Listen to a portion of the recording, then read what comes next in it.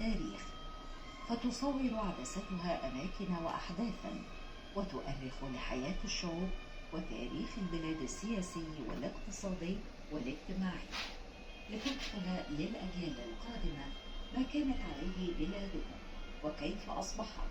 ومن هنا جاءت أهمية ترميم الكنوز السينمائية حتى يظل تاريخ السينما الحافظ لتاريخ البلاد في أمان. في عام 2018 أنشئ مركز الترميم السمعي والبصري بمدينة الإنتاج الإعلامي.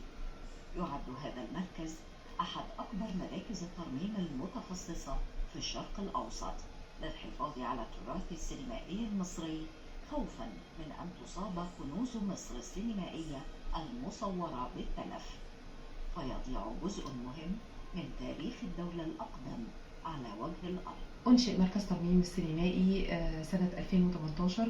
بكورة أعمال المركز كانت نقل وترميم جريدة مصر السينمائية التابعة للهيئة العامة للاستعلامات.